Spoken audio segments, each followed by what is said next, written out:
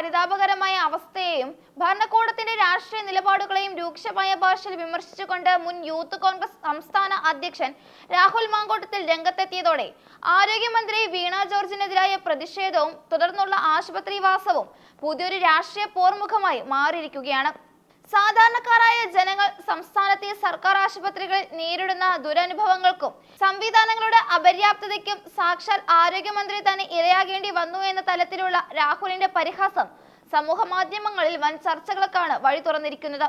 മന്ത്രിയുടെ കഴുത്തിനുണ്ടായ പരിക്കിന്റെ ഗൗരവത്തെയും ചികിത്സാ രീതികളെയും സംശയമുനയിൽ നിർത്തിക്കൊണ്ടുള്ള ഈ വിമർശനം സർക്കാരിന്റെ അഴിമതി വിരുദ്ധ വികസന പ്രതിച്ഛായയ്ക്ക് വലിയ മങ്ങലേൽപ്പിക്കുന്നതാണ്. കണ്ണൂർ റെയിൽവേ സ്റ്റേഷനിൽ KSU പ്രവർത്തകർ നടത്തിയ കരിങ്കൊടി പ്രതിഷേധത്തിനിടെ മന്ത്രിയുടെ കഴുത്തിനും കൈക്കും പരിക്കേറ്റു എന്നതായിരുന്നു CPM കേന്ദ്രങ്ങളുടെയും പോലീസിന്റെയും പ്രാഥമിക വാദം. ഇതിനെ തുടർന്ന് നടന്ന നാടകീയമായ സംഭവവികാസങ്ങളെ ഓരോന്നായി എണ്ണിപ്പറഞ്ഞാണ് രാഹുൽ മാങ്കൂട്ടത്തിൽ പരിഹസിക്കുന്നത്.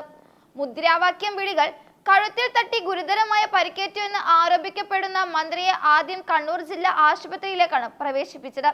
എന്നാൽ 5.5 മണിക്കൂറോളം അവിടെ ചെലവഴിച്ചിട്ടും മന്ത്രിയുടെ രോഗം കൃത്യമായി കണ്ടെത്താനോ ചികിത്സിക്കാനോ സാധിച്ചില്ലെന്നും ഒരു MRI മിഷൻ പോലും ഇല്ലാത്തതിനാൽ അവിടെ നിന്നും പരിയാരം മെഡിക്കൽ കോളേജിലേക്ക് മാറ്റേണ്ടി വന്നതും കേരളത്തിലെ ആരോഗ്യരംഗത്തെക്കുറിച്ച് സർക്കാർ പറയുന്ന അവകാശവാദങ്ങളുടെ പൊള്ളത്തരമാണ് വെളിപ്പെടുത്തുന്നതെന്ന് രാഹുൽ ചൂണ്ടിക്കാട്ടുന്നു.